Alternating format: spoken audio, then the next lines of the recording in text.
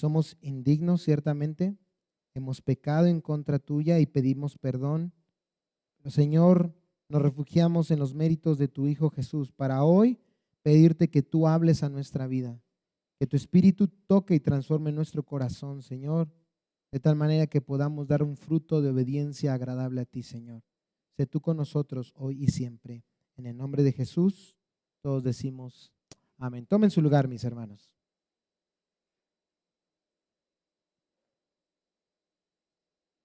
Bueno, mis hermanos, si ustedes han visto un deseo ferviente en los últimos años de nosotros como iglesia, es cada día ser una iglesia de acuerdo a la voluntad de Dios, de acuerdo a la palabra de Dios. Una iglesia sana cuya misión principal, cuyo objetivo principal sea predicar y vivir la sana doctrina para la gloria de Dios.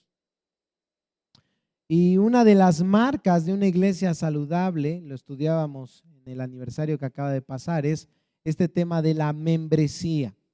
Y el día de hoy, con la ayuda de Dios, vamos a volver a tocar este tema. Lo hicimos hace 2 años aproximadamente. Se nos ha estado hablando de este tema, pero el propósito ya de hacerlo en este domingo 2 de junio y el que viene dentro de 8 días es ya poder concretar fechas exactas donde vamos a iniciar en estos primeros pasos para inaugurar de manera oficial la membresía en nuestra iglesia. Entonces queremos venir a la palabra de Dios y que sea la palabra de Dios ayudándonos a ver que este tema es bíblico, es valioso ante los ojos de Dios y es nuestro deber responder a Dios y su palabra en obediencia. Yo te pregunto para iniciar este tema, ¿alguna vez has pensado por qué les llamamos a nuestras reuniones en este lugar servicios? El servicio dominical, el servicio de los martes. Yo debo de confesar, hermanos, que lo hago constantemente. Invito al servicio. ¿Qué viene a tu mente cuando usas la palabra servicio para describir lo que hacemos en este lugar? Algunos de nosotros solemos estar tentados a ver nuestras reuniones en este lugar como una especie de buffet espiritual en la que se sirve alimento espiritual después de una larga jornada de trabajo y está ahí para que podamos servirnos. Las sillas, las luces, la alabanza, e incluso la predicación, algunos piensan, deben estar pensadas principalmente para nuestra autoedificación.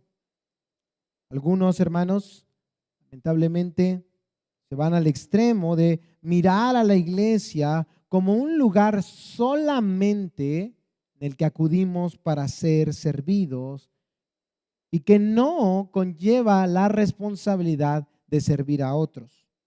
Otros pueden incluso cometer el error de pensar que es agradable a Dios andar ahí por la vida de iglesia en iglesia, de flor en flor, buscando esa iglesia que se acomode más a sus preferencias personales, a sus placeres. Y como nunca encuentran la iglesia perfecta, pues jamás se comprometen al 100% con una. Ellos niegan que de esto tiene importancia alguna para Dios. Peor aún, hay algunos que piensan que pueden vivir su cristianismo sin la necesidad de estar unidos a una iglesia local. Esto lamentablemente se acrecentó más durante pandemia. ¿Tú recuerdas? Desde la comodidad de nuestro hogar podíamos cantar alabanzas, podíamos orar, podíamos escuchar palabra de Dios. Y yo no niego que Dios en su gracia permitió que la tecnología fuera un medio por el cual siguiéramos alimentándonos de Dios. Pero no podemos decir que podemos ser iglesia online, ¿verdad? A través de la línea. Que no necesitamos congregarnos para vivir la vida agradable delante de Dios. Así como Dios, hermanos, decretó en la eternidad que la salvación fuera solamente por gracia, es decir, un regalo de Dios mediante la fe en Cristo, Él también decretó que parte fundamental para que un cristiano creciera a la imagen de Cristo fuera asistiendo regularmente, congregándose fielmente en una iglesia local. Más aún, si leemos la Biblia, podremos darnos cuenta que no es suficiente con congregarnos domingo tras domingo. Pues como cristianos, si quieres estar anotando esto, puedes anotar, perdón, esto. Pues como cristianos estamos llamados a ser parte. Es importante esas dos palabras. Estamos llamados a ser parte de una iglesia local. Una iglesia con la cual mediante un pacto estemos comprometidos para ministrar nuestros dones espirituales, sirviendo a otros y para permitir ser ministrados y servidos por otros para el crecimiento del cuerpo de Cristo. Esto es a lo que se le ha denominado como membresía de la iglesia, ser miembro de una iglesia local, pertenecer a ella, estar comprometido con ella, adquiriendo así como miembro también todos los beneficios que eso conlleva, pero también sus responsabilidades. Y de eso vamos a hablar hoy, de la membresía de la iglesia. ¿Es la membresía de la iglesia algo bíblico? ¿La Biblia realmente ordena a los creyentes unirse a una iglesia local? Porque aunque en la Biblia no encontramos como tal la palabra membresía, no significa que no sea un concepto bíblico. Por ejemplo, la palabra Trinidad, ¿está en la Biblia? No, no está en la Biblia porque es una palabra latina. Sin embargo, no significa que sea o que no sea un concepto bíblico, porque lo que vemos revelado claramente en la Biblia es que Dios existe en tres personas: Dios Padre, Dios Hijo, Dios Espíritu Santo. Entonces, de la misma manera que como tal la palabra membresía no la vas a encontrar en tu Biblia, sí puedes encontrar que el Nuevo Testamento deja en claro que todos aquellos que son cristianos, verdaderamente cristianos, tienen el deber de unirse y pertenecer a una iglesia local a través de un compromiso bien establecido. En el estudio de hoy aprenderemos la importancia de la membresía en la iglesia. En primer lugar, la membresía de la iglesia es importante, anótalo, porque manifiesta el cuerpo de Cristo. La membresía de la iglesia es importante porque manifiesta el cuerpo de Cristo. En segundo lugar, la membresía de la iglesia es importante porque edifica el cuerpo de Cristo. Edifica el cuerpo de Cristo. Y en tercer lugar, estaremos estudiando que la membresía de la iglesia es importante porque protege el cuerpo de Cristo. Porque protege el cuerpo de Cristo. Así que vamos a comenzar con el primer punto. ¿Por qué deberíamos promover la membresía como algo bíblico e importante para nuestra vida cristiana? En primer lugar, ¿qué dijimos? Porque la membresía manifiesta el cuerpo de Cristo. Mira, abre tu Biblia en Hechos capítulo 2, versículo 41.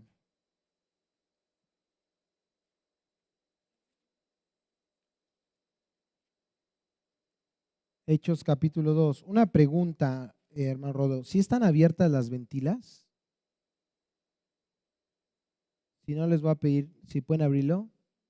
Abrir las ventilas, por favor. E incluso, Ale, no sé si puedas, abre tantito el portón a ver si no entra mucho ruido. Todos hay que hacer el esfuerzo para estar ventilados, pero de no desconcentrarnos. Si escuchan un carro, el ruido, escuchan a los del fierro viejo, no quiera sacar sus llaves y aventárselas. ¿Ya lo tiene? Hechos 2:41. También ahorita el hermano Rodo va a comenzar a abrir las ventilas, pero usted concéntrese en esto, ¿sí? Hechos 2:41. Entonces, los que habían recibido su palabra fueron ¿qué? Bautizados, y subraya, y se añadieron aquel día como 3,000 almas. ¿Cuántas? Como 3,000 almas. Al comenzar este tema de la membresía de la iglesia, tal vez debemos hacer un paréntesis y preguntarnos, ¿quién es la iglesia? ¿Quién es la iglesia? Porque cuando algunos piensan en la iglesia, piensan en el edificio como tal, donde nos congregamos. Pero recuerda que a la luz de la Biblia, la iglesia no es el edificio. La iglesia somos nosotros. El templo de Dios no es este edificio, somos nosotros. ¿Está de acuerdo? Pero ¿cómo podemos saber quiénes forman parte de ese cuerpo? ¿Quiénes son los que realmente forman parte de ese templo? Es ahí cuando este tema de la membresía comienza a hacer su aparición. Porque cuando estudiamos este libro, el libro de Hechos, nos damos cuenta de que el autor de este libro, Lucas, encontró que la iglesia primitiva tenía un registro de aquellos que pertenecían a la iglesia. Mira, te voy a ayudar a entender esto. O sea, lo que está registrando Lucas aquí en Hechos capítulo 2 no es algo que él vivió personalmente. Él, según el capítulo 1, investigó diligentemente estos sucesos para poderlos escribir a Teófilo, ¿te acuerdas? Entonces, cuando él hizo su investigación, él se dio cuenta, por lo que acabamos de leer, que había un registro de cuántas personas se habían añadido aquel día de Pentecostés a la iglesia y por lo tanto cuántas personas en total pertenecían a la iglesia primitiva. Mira, observa Hechos capítulo 4, versículo 4. Hechos 4:4. Pero muchos de los que habían oído la palabra creyeron y el número de los varones era ¿cómo? 5,000. ¿Ves? Otro registro que encontró Lucas. 5,000, 3,000. En todo el libro de Hechos, tú te vas a dar cuenta que se habla de la iglesia, marcando una diferencia entre aquellos que pertenecían a la familia de la fe, ya que, repito, se tenía este registro. Mira, observa el capítulo 8, versículo 3. Hechos 8:3. ¿Qué dice el texto? Y Saulo asolaba la, ¿qué? Iglesia. Hechos 8:3. Y Saulo asolaba la iglesia. Está hablando aquí de la persecución que Saulo hacía a la iglesia. ¿A qué se está refiriendo? ¿A un edificio? No, los cristianos en este tiempo ni siquiera se reunían a causa de la persecución en edificios. Entonces, ¿a qué se refiere? Lo sigue diciendo el texto. Y entrando casa por casa arrastraba, ahí está, a hombres y mujeres. O sea, hombres y mujeres que habían creído en el Señor y que estaban comprometidos con Dios, su palabra y los unos con los otros. Es por eso que años más tarde, Pablo puede hablar de la iglesia no teniendo en su mente un edificio físico, sino un cuerpo espiritual. Primera de Corintios 12:12, te lo voy a leer.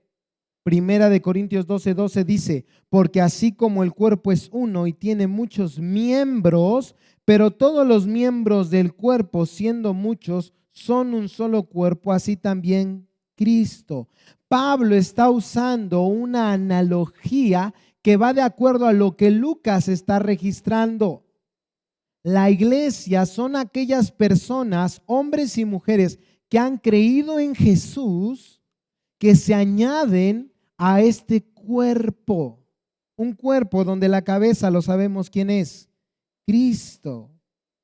Los miembros son parte de un cuerpo porque están unidos a Él. Por ejemplo, esta es mi mano. ¿Por qué? Porque está unida a mí. Esta mano no es miembro del cuerpo de hermano Rodolfo o de Gama o de Daniel. No, ellos tienen sus propios miembros. Esta mano me pertenece o pertenece a mi cuerpo, está unida a mí. Y también entonces debemos entender, por lo tanto, que los miembros que están unidos al cuerpo tienen una función. Cuando alguien se vuelve miembro de una iglesia local, se une a ella en un compromiso de amor, obediencia, servicio a los demás. Y por lo tanto, podemos concluir en este primer punto que esta es la única manera de manifestar pública y visiblemente que alguien pertenece al cuerpo de Cristo, a la iglesia universal de Dios, uniéndose como miembro de una iglesia ¿qué? Local. No hay otra manera de manifestarlo externamente. Y Dios quiere, hermanos, que lo manifestemos externamente, que demos testimonio público de eso. Lo podemos corroborar una vez más, piense en Hechos. Lucas está dando testimonio de un registro público, algo que era bien conocido por lo menos en la iglesia primitiva, a los primeros 3,000. Después los 5,000. ¿Están de acuerdo? Hay un número tangible de personas que han creído, porque han manifestado pública y externamente su fe en Jesús, ciertamente bautizándose, pero también uniéndose a la iglesia local, porque se acuerdan Hechos capítulo 2 y perseveraban en en la oración, en la doctrina de los apóstoles, en la comunión unos con otros, en el partimiento del pan, etcétera, etcétera, etcétera. No hay otra manera de manifestar que realmente eres cristiano, si no es a través de unirte la fe en Jesús, la fe pública a través del bautismo y uniéndote a una iglesia local. No hay otra manera. Mira, cuando meditamos en la iglesia como un cuerpo, en la cual cada uno tiene diferentes dones, roles y llamados, podemos hacernos diferentes preguntas para ilustrar la importancia de unirse como miembro de una iglesia local. Yo sé que hemos meditado una y otra vez en estas preguntas, pero es importante una vez más que queden claras en nuestra mente. Hebreos 13:17, por ejemplo, dice: someteos a vuestros pastores. Hebreos 13:17 dice: someteos a vuestros pastores. Pregunta, ¿esa es una sugerencia o es una orden que nos da la palabra de Dios? Es una orden. Pero nos preguntamos, si no existe, muchas gracias, registro alguno, si no existe requisito alguno de pertenecer a una iglesia local, entonces ¿a qué líderes debería cualquier creyente en particular obedecer y sujetarse? Por ejemplo, hoy tú le compartes el evangelio a alguien, ya, cree, tiene esta orden. Esa persona está en el deber de sujetarse a todos los pastores de México. Hay algunos pastores que tienen diferentes opiniones, ¿están de acuerdo? Tienen diferentes formas de hacer el ministerio. ¿A quién debemos someternos y obedecer? ¿A todos los que tengan un título de pastor de cualquier iglesia? No, debemos someternos únicamente a nuestros pastores, los de nuestra iglesia local, la iglesia donde pertenecemos. La Biblia también en ese mismo versículo dice que nosotros como pastores vamos a dar cuenta de aquellos que están bajo nuestro cuidado. Pero si no es bíblica la membresía de la iglesia, ¿por quiénes tendré yo como pastor de dar cuenta, hermanos? ¿Se me van a pedir cuentas a mí de todos los creyentes de la Ciudad de México y el área metropolitana? Hay muchas iglesias en esta ciudad con diferentes puntos de vista doctrinales, pero yo no voy a dar cuentas de lo que ellos enseñen en su iglesia, y mucho menos de las personas que se congreguen, que sean parte de esa iglesia, hermanos. Yo no les voy a pedir cuentas incluso de cómo ellos administran el dinero, los recursos, cómo predican, hermanos. Cada pastor es responsable de la obra que Dios le ha encomendado y de los miembros que Dios le ha encomendado. Pero ahora, piense un momento. Yo acabo de decir, ok, yo voy a rendir cuenta de los miembros de esta iglesia, pero ¿todos los que asisten a este lugar son miembros de la iglesia? No, porque incluso ustedes han invitado a personas y hay personas que asisten que ya tienen una iglesia, ¿están de acuerdo? Voy a visitar la iglesia de mi hermano, de mi hermanita, ¿no? Ya tienen su iglesia, tienen sus pastores. Yo no puedo, hermanos, venir y darle órdenes particularmente a esas personas porque ellos tienen ya sus autoridades espirituales. ¿Están de acuerdo?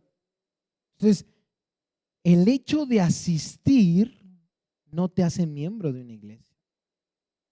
Eso es importante que lo entendamos, hermanos. Hay algunos que son visitantes y no quiere decir que no los vamos a amar. No, nuestro deber es amar a Dios y amar a nuestro prójimo. Y amarlos y servirles. No significa que no los vamos a amar, no significa que no los vamos a servir, hermanos. Pero, hermanos, solo de algunas personas vamos a entregar cuentas a Dios. Y por lo tanto, con esas personas vamos a demandar lo que la palabra de Dios demanda, una vida de integridad, una vida de santidad, una vida de rectitud a Dios. ¿Qué es entonces lo que te hace ser miembro de una iglesia? La respuesta es ser un cristiano comprometido con ella, con la iglesia. Yo lo vi muchas veces. Cuestión, mi abuelo fue pastor, papá también, y yo llegué a escuchar a personas que les decían, ¿y usted quién es? Porque hay personas que no están bajo nuestro liderazgo, que no están en sujeción. No hay problema. ¿Están de acuerdo? La sujeción debe ser voluntaria, ¿no? ¿Están de acuerdo? Pero entonces que también hay un entendimiento, hermanos, que si no están bajo sujeción, nosotros tampoco tenemos una responsabilidad sobre ellos, hermanos. ¿Sí se entiende? En cambio, aquellos que están sujetos, hermanos, si nosotros somos indiferentes, negligentes, Dios nos va a pedir cuentas, porque es nuestro deber cuidar de esas almas, porque un día le vamos a entregar cuentas a Dios. Todo esto es para nuestro bien, hermanos, es para nuestro crecimiento. Yo no estoy diciendo aquí que lo que te hace ser cristiano es ser miembro de una iglesia local, no. Lo que te hace ser cristiano, ¿qué es? No, no es por obras. ¿Qué es lo que te hace ser cristiano? A ver, hermanos, ya va a empezar el examen, ¿eh? ¿Es la fe? Los budistas tienen fe. Hasta los ateos tienen fe, aunque no lo crean. ¿Es la fe? ¿Sí o no, hermanos? Respondan firmes. ¿Qué es lo que te hace ser cristiano? ¿Ah? La obra de Cristo, hermanos. La gracia de Dios mediante la fe en Cristo Jesús, ¿no es cierto? Eso es lo que nos hace ser cristianos. En el momento en que nosotros creemos en Cristo Jesús como nuestro Señor y Salvador y venimos a Él con arrepentimiento y fe, la obra de Cristo es puesta a nuestro favor y desde ese momento somos salvados por gracia de Dios. Eso nos hace cristianos. Pero lo que sí estoy diciendo es que cuando alguien cree verdaderamente en Cristo e inmediatamente pasa a ser parte del cuerpo de Cristo, la única forma que tendrá para poder manifestar visiblemente esa realidad espiritual es uniéndose como miembro a una iglesia local. Y si algo caracteriza al verdadero cristiano es la obediencia a la palabra de Dios. No obedecemos para ser salvados, obedecemos porque hemos sido ¿qué? Salvados. Piense usted en el ladrón en la cruz. ¿Fue miembro de una iglesia local? ¿Y fue salvado? Sí, porque la salvación es por gracia. Pero ¿qué hubiera pasado? Y así lo vemos en todos los cristianos en la época del Antiguo y Nuevo Testamento, los verdaderos creyentes. ¿Qué hubiera pasado si ese ladrón en la cruz hubiera sobrevivido? Hubiera seguido al Señor Jesús, se hubiera unido a una iglesia local, se hubiera bautizado, hubiera participado de la comunión, se hubiera sujetado a sus vuestras autoridades, porque eso es el fruto de un verdadero cristiano. ¿Sí me entienden? ¿Sí queda claro? ¿Sí o no? Si no, no, me regreso, no pasa nada. Tenemos de aquí hasta las… ¿A qué hora cierran las urnas? Les doy una hora, de aquí a 5 y con eso es más suficiente. Por eso yo te pregunto hoy, ¿eres miembro de esta iglesia o solo eres un visitante? ¿Eres parte del cuerpo de Cristo? ¿Manifiestas que eres un genuino creyente al someterte a tus pastores, al amar a tus hermanos, al estar dispuesto a comprometerte con ellos? Bueno, si desde la primera no has creído en Cristo, déjame invitarte hoy a creer en Él y arrepentirte de tus pecados, porque en Él hay esperanza de perdón y vida eterna. Así que debemos promover este tema como algo bíblico importante. Recuérdalo en primer lugar porque la membresía manifiesta el cuerpo de Cristo. Pero también en segundo lugar, esto es importante porque la membresía, dijimos, edifica el cuerpo de Cristo. Vea primera de Pedro capítulo 4 versículos 10 al 11. Primera carta del apóstol Pedro, primera de Pedro, capítulo 4.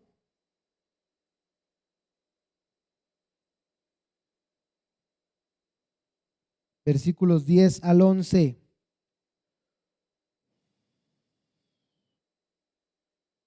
Primera de Pedro 4, 10 al 11. ¿Ya lo tienen, mis hermanos? Cada uno, según el don que ha recibido, ministrelo a otros. Ahora, los que hemos estudiado un poco acerca de la Biblia, entendemos lo que significa cada uno. ¿Qué significa? Todos. Pablo está hablando a creyentes y él dice cada uno. Él puede decir cada uno porque todos los creyentes han recibido ¿qué? Un don. ¿Cuál es el deber de ese creyente? Ministrarlo a otros como buenos administradores de la multiforme gracia de Dios. Versículo 11. Si alguno habla, hable conforme a las palabras de Dios. Si alguno ministra, ministre conforme al poder que Dios da, para que en todo Dios sea glorificado por Jesucristo, a quien pertenecen la gloria y el imperio por los siglos de los siglos. Amén. Entonces, cuando alguien cree en Cristo, la salvación trae consigo no solo una relación con Dios el Padre, sino también con cada uno de sus hijos, con la iglesia, que es el cuerpo de Cristo. Cuando una persona comienza a asistir a una iglesia y se compromete con ella, se vuelve miembro de ella, no está haciendo otra cosa más que obedecer el llamado que hace la Biblia de buscar la edificación del cuerpo de aquel que le ha salvado, Cristo. El versículo que acabamos deja en claro que todos, cada uno de nosotros, los que hemos creído, ¿cuántos de aquí han creído en Jesús para salvación? Bueno, usted tiene un don espiritual, según este versículo. La Biblia no miente. Usted tiene dado un don de parte de Dios. ¿Y para qué es? ¿Para que se lo quede? ¿Para que lo esconda? ¿Para que se autosirva? No, el texto dice, para que lo ministremos, lo sirvamos a otros. ¿Con qué propósito? Para la edificación, el bien de la iglesia. Eso lo podemos corroborar con dos versículos más. Si quieres, anota la cita. Primera de Corintios 12:7 y Primera de Corintios 14:26. Primera a los Corintios capítulo 12, versículo 7 y Primera de Corintios 14:26. Primera de Corintios 12:7 dice, pero a cada uno se le da la manifestación del Espíritu para el bien común. ¿Quién nos dio ese don espiritual? Dios. ¿Qué persona específicamente?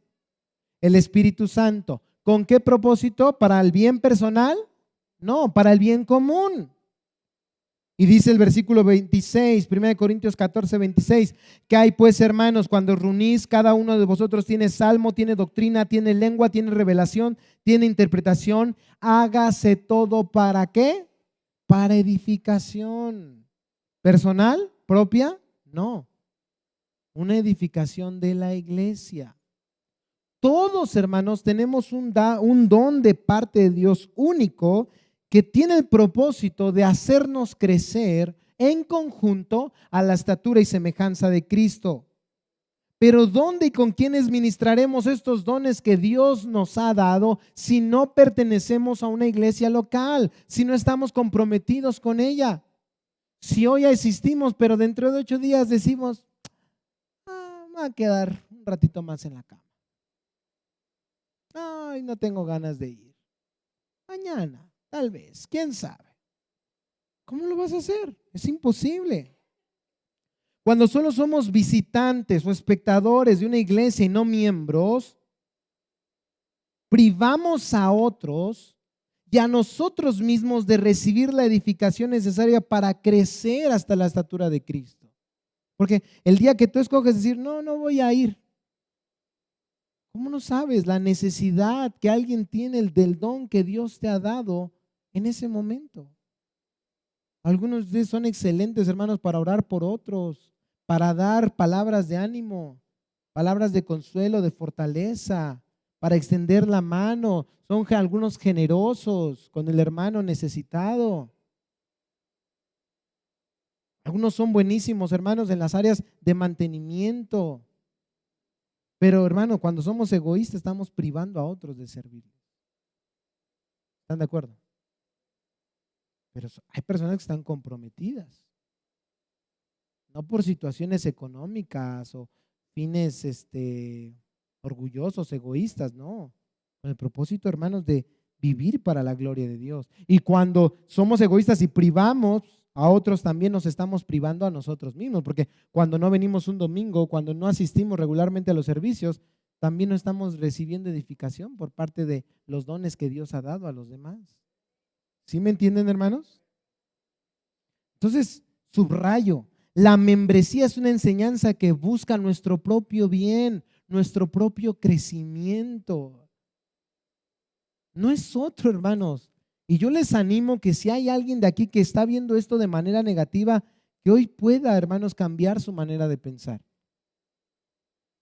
Yo cuando comencé a hablar de este tema tan importante, pues subían ciertos comentarios a las redes de, ya van a empezar a, ¿cómo se llama? A hacer distinción de personas y ni que fueran el Sam's Club para dar membresías. Hermanos, detrás de esos comentarios hay un espíritu de indiferencia y de amor a la comodidad. Necesitamos, hermanos, gente que nos ame y nos esté constantemente discipulando, exhortando si nos estamos desviando, disciplinando si es necesario. Es para nuestro bien, hermanos. Es para nuestro bien. Yo, como les repito, hablando humanamente, esto no me conviene a mí como pastor. Porque lo que uno lee en los registros de personas que han sido obedientes en este tema, la palabra es que la gente se va. En lugar de esto generar en la gente mayor compromiso, no, aquí ya van a empezar a ser diferentes, vámonos. Mejor voy a otra iglesia donde yo pueda asistir cómodamente domingo tras domingo sin necesidad de comprometerme. Yo voy, canto a Dios, alabo a Dios, dejo mi ofrenda y ahí muere. Está bien si ese es tu deseo, pero nunca vas a crecer. Nunca vas a crecer. Por eso, hermanos, hay creyentes de 30 años de cristianismo con una vida que no se parece ni un poquito a Cristo. ¿Por qué? Son creyentes del montón, no verdaderamente cristianos comprometidos con la palabra de Dios. Y yo, hermanos, en el amor de Cristo, con todo mi corazón, yo los quiero ver crecer a todos y cada uno de ustedes, en todas las áreas de su vida. Porque yo sé los problemas que tienen. Tienen problemas con sus hijos, tienen problemas en el matrimonio, tienen problemas laborales, tenemos problemas con nosotros mismos y nuestro pecado. Y qué mejor crecer en una comunidad donde nos vamos a estar cuidando unos a otros, donde nos vamos a estar exhortando los unos a los otros, donde vamos a estar buscando el crecimiento unos para con otros. De tal manera de que aquí, tanto sus hijos, sus nietos, ustedes mismos se levanten pastores, maestros, evangelistas, diáconos, hombres piadosos que vayan allá, sea en el campo, en los trabajos como obreros o incluso como hasta presidente de la República Mexicana y con una vida que glorifique y honre a Dios, hermanos. No, o sea, sería espectacular, hermano. Eso es lo que yo quiero. No hago esto con otro propósito más que servirles a ustedes de mejor manera y procurar su crecimiento. ¿Vamos bien hasta aquí? Una vez más, para ilustrar este punto, podemos hacernos diferentes preguntas para analizar la importancia de la membresía de la iglesia. Por ejemplo, la Biblia, si quieres anotar la cita también, en Hechos 6:3 dice, Hechos 6:3, que es de entre la iglesia que deben ser seleccionados los diáconos y sin duda también los pastores. ¿Están de acuerdo? No vamos a seleccionar a alguien de allá afuera, sino a alguien de aquí adentro. Pero cuando me refiero a adentro, no me refiero a adentro del edificio, sino adentro de los que hemos manifestado públicamente nuestra fe en Jesús, que nuestra vida da testimonio de que verdaderamente somos cristianos. Porque ustedes no quieren diáconos y pastores, no quieren líderes que vivan vidas en desobediencia a la palabra de Dios. ¿Están de acuerdo? Yo creo que a todos aquí nos gustaría ser guiados por personas íntegras, santas, piadosas. ¿Están de acuerdo? Pero si pedimos eso de nuestros líderes, hermanos, también debemos entender que es nuestra responsabilidad como miembros asumir esa responsabilidad también de vivir vidas santas, íntegras y piadosas. de dar públicamente testimonio de que pertenecemos a una iglesia, que somos cristianos. Otra pregunta, la Biblia dice en Corintios que debemos ofrendar con alegría, con generosidad. Pero si no existe ningún requisito bíblico para ser miembro de una iglesia en particular, ¿a dónde voy a ofrendar? ¿Es mi deber ofrendar en todas las iglesias de Ciudad Nezahualcóyotl? Tengo una responsabilidad con una iglesia en particular. ¿Podemos apoyar a otras personas? Claro que sí. ¿Podemos apoyar a otras iglesias? Claro que sí. ¿Podemos apoyar a misioneros? Claro que sí. Pero nuestra responsabilidad principal es en la iglesia donde Dios nos puso y donde debemos estar, ¿qué? Comprometidos. Hay más preguntas acerca de las viudas. 1 Timoteo 5:3 establece los requisitos para que las viudas sean ayudadas, que la iglesia las ayude materialmente hablando. Y según ese versículo, ¿cuál es el deber de la iglesia? ¿Ayudar a todas las viudas del mundo? ¿O a aquellas que pertenecen a nuestra iglesia local y que verdaderamente lo necesitan? Ay, Pablo, ahí pecaste. Estás haciendo distinción de personas. En un sentido, hermanos, hay una manera pecaminosa de hacer distinción de personas, pero también hay una manera que santa. Dios un día dirá a algunos: venid benditos de mi Padre al reino preparados para ustedes desde antes de la fundación del mundo, y a otros les dirá: apartaos de mí, nunca os conocí, hacedores de maldad. El árbol bueno por sus frutos es conocido. El árbol malo por sus frutos es conocido. Y Pablo ahí está haciendo distinción de viudas, ¿están de acuerdo? Nosotros estamos llamados también, hermanos, a hacer esa distinción santa y bíblica de las personas para cubrir realmente sus necesidades. Porque si aquí encontramos a alguien que no está dando testimonio público de una fe verdadera, su necesidad no es ser miembro de una iglesia. Su necesidad, ¿cuál es? Arrepentirse y creer en el evangelio. Y qué padre, hermanos, que como iglesia estemos dispuestos a amar a las personas hablándoles la verdad, no engañándolas. Porque decirles: bienvenido, bienvenida, eres nuestro hermano, nuestra hermana, ya porque viniste hoy ya eres un cristiano, ¿sería decirles la verdad? Los podría hacer sentir bien, ¿están de acuerdo? Ay, ya desde la primera me dijeron hermano, hermana, gloria a Dios. Los va a hacer sentir bien. Pero no siempre lo que nos hace sentir bien es la verdad. Y la verdad nos hará ¿qué? Libres. Entonces necesitamos hablar la verdad en amor. La verdad en amor es para nuestro bien. El miembro activo de una iglesia entenderá su responsabilidad con sus hermanos, que Dios le ha dado a él un don único y su responsabilidad es ministrarlo a otros. Por eso, hermanos, la membresía de la iglesia local no es una cuestión de preferencia personal, es una cuestión de obedecer o no obedecer la palabra de Dios, hermanos. Dios quiere que pertenezcamos a una iglesia para nuestra protección, edificación, para nuestro crecimiento, nuestra madurez. Por eso, hermanos, no veamos a la iglesia como una especie de buffet eclesiológico. No, vengamos con el propósito, antes de ser servidos, de servir a otros. Va a ser un proceso difícil, un proceso doloroso. No es fácil convivir con otros, no es fácil, porque cada persona es bien distinta, sus caracteres son distintos y constantemente, ¿qué pasa? Chocamos. Pero gloria a Dios, porque Dios usa nuestras imperfecciones, la imperfección del otro, para perfeccionarnos a nosotros, hermanos. Por eso tendremos aquí un lugar seguro donde podemos confesar nuestro pecado, arrepentirnos, porque nos necesitamos los unos a los otros, hermanos.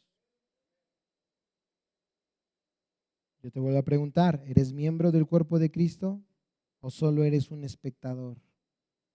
Así que ya dijimos, la membresía es importante porque manifiesta el cuerpo de Cristo, porque edifica el cuerpo de Cristo, y como punto final, punto 3, La membresía es importante porque protege el cuerpo de Cristo.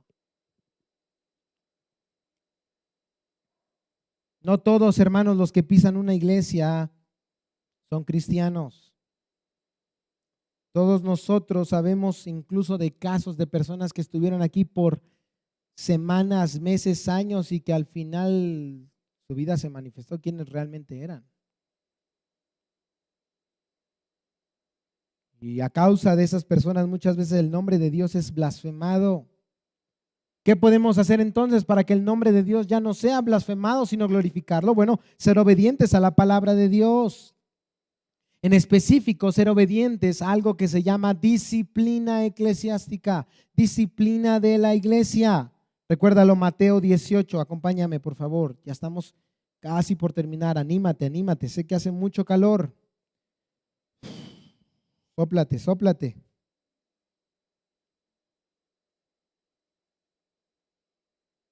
Mateo 18, 15 al 17, palabras de quién? Palabras del apóstol Pablo, perdón, ando ahí. Palabras de nuestro Señor Jesucristo, el Dios todopoderoso y encarnado. Por tanto, si tu hermano peca contra ti, ve y repréndele estando tú y él solos. Si te oyere, has ganado a tu hermano. Mas si no te oyere, toma aún contigo a uno o dos, para que en boca de 2 o 3 testigos conste toda palabra. Si no los oyere a ellos, dilo a la iglesia. Y si no oyere a la iglesia, tenle por gentil y ¿qué? Publicano. Pues esto es instituido por el Señor Jesús. Y es puesto en práctica por la iglesia, lo da testimonio Hechos y las cartas. Todos hemos oído en algún momento el término excomunión. A falta de arrepentimiento se expulsaba a un miembro de la iglesia. Se ve en varios lugares de la Escritura, pero en ninguno tan claro como Primera de Corintios 5. En este capítulo, si quieres anotarlo, Primera de Corintios 5, Pablo se enfrenta con la iglesia en Corinto por haber aprobado un hombre que andaba en inmoralidad sexual, descaradamente, sin haberse arrepentido. Y Pablo, siendo consciente de la institución del Señor Jesús en el tema de disciplina, no se va con rodeos. Mira, aquí en pantalla te van a ayudar. Primera de Corintios capítulo 5, ayúdame por favor, Cheli, versículos 11 al 13. Sino que en efecto os escribí que no anduviesen en compañía de ninguno que, observa bien, llamándose ¿qué?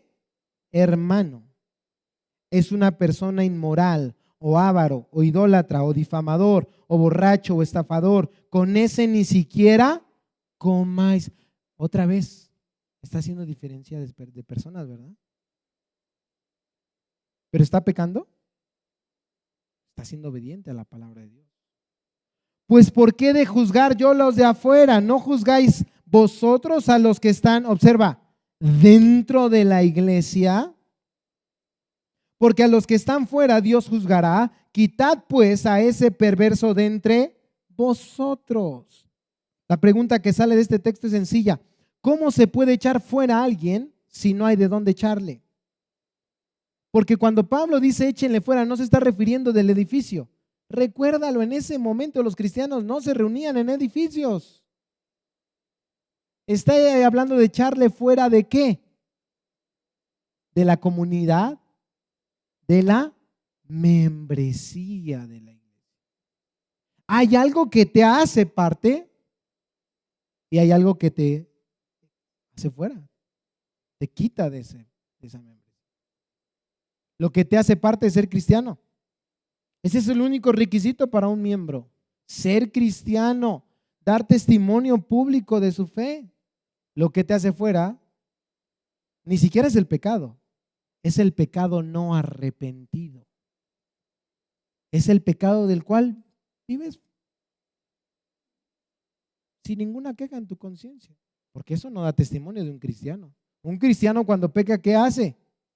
Se arrepiente, confiesa su pecado. Hermanos, repito, ¿cómo se puede echar a alguien si no hay de dónde echarle? Si no hay un compromiso local pactado con una comunidad de fe. ¿Cómo se quita a alguien de esa comunidad de fe? La disciplina, hermanos, de la iglesia no puede funcionar si la membresía de la iglesia no existe.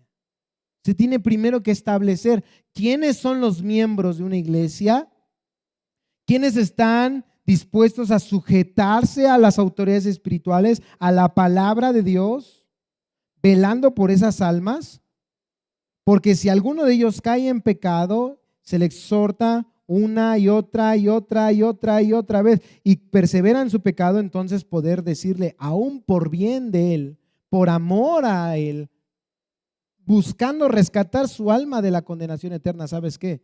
Tú no eres parte de los miembros porque no estás dando testimonio de ser un cristiano. Y aún ese último paso, el paso de excomunión, es con el propósito de que esa persona se arrepienta.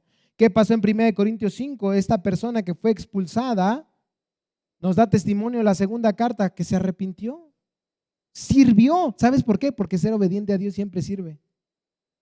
Puede ser el camino más difícil. Puedes ahorita estar pensando así como, chale, tantos problemas y ahora también. Pero créanme, hermanos, que siempre obedecer a Dios resulta en bendición. Siempre hacer las cosas a nuestra manera trae maldición. Esa es la realidad. Pero hacer las cosas a la manera de Dios trae bendición, hermanos, en el cuerpo de Cristo. Entonces, hermanos, debemos ser obedientes a la palabra. No estamos diciendo aquí que nuestro deseo es ser una iglesia de perfectos. No, hermanos, perfecto es solamente ¿quién? El Señor. Pero exactamente como reconocemos nuestra imperfección, como reconocemos nuestra debilidad, como reconocemos que constantemente estamos fallando, entonces decimos, no, yo necesito una comunidad donde estén comprometidos con la palabra de Dios.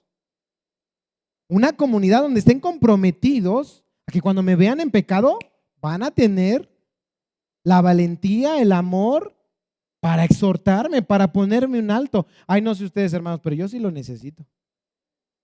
Yo sí, no, hombre. Me hubiera evitado muchos problemas y muchas consecuencias, y eso que no tengo tanta edad, si hubiera tenido personas que me hubieran jalado las orejas desde hace varios años. Necesitamos, hermanos, constantemente. La disciplina no es mala, la disciplina es buena. Es buena para nuestra alma. ¿O por qué ustedes disciplinan a sus hijos? ¿Porque los odian, los aborrecen y quieren verlos destruidos? ¿Por qué los disciplinan? Porque los aman. ¿Por qué nosotros queremos ser una iglesia sana, saludable, donde crezcamos, donde haya disciplina? Porque los amamos, hermanos. Porque queremos lo mejor. Qué triste, hermano, sería. A mí me daría tristeza que ustedes llegaran ante la presencia de Dios y que dijeran, sí, pues que yo me congregaba, yo ofrendaba, yo. Sí, pero tú nunca conociste verdaderamente al Señor, nunca realmente tu vida entendió qué era el Evangelio, quién era Cristo. Eras uno aquí y otro allá. Señor, pero nadie me lo advirtió, nadie me dijo nada. Ah, no te preocupes, yo le voy a pedir cuentas a eso a otras personas. Pero qué triste sería, ¿no? Por eso mejor desde ahorita examinamos individualmente la fe de cada uno, le oramos al Señor y si ustedes son cristianos, hermanos, gloria a Dios, los recibimos en la membresía de la iglesia. Hasta yo mismo voy a estar sujeto a eso. Me van a encuestar para realmente saber si soy cristiano. ¿Qué ha pasado? Pastores que ni cristianos son o no. Ni creen en Jesús. Están en el púlpito. ¿Por qué? Por intereses económicos. Y si ha habido pastores que ni cristianos son a lo largo de la historia, imagínense cuánto más, hermanos, personas en la comunidad. Y les repito, eso va a ser para el bien de todos nosotros, hermanos. Porque de verdad, hermanos, el Señor Jesús nos advirtió, hay muchos lobos rapaces. Muchos lobos rapaces. No sé, por lo menos yo pienso en Leonel y en Pablo y digo, a mí me gustaría que ellos crecieran en una comunidad que entendiera lo que es realmente una vida cristiana. Que ellos no se engañaran pensando que por ser hijos de pastores ya son salvos o son cristianos. No. Que ellos tienen que sujetarse a la palabra de Dios para dar testimonio verdaderamente que son hijos de Dios, que realmente han creído en el Evangelio, que realmente Cristo es el Señor y Salvador de sus vidas. Y que también más adelante, si ellos creen en el Señor Jesús, puedan en algún momento ver a las señoritas que son parte de la membresía de la iglesia y que de ahí escogieran una mujer para casarse con ella. Una mujer que dé testimonio público de su fe.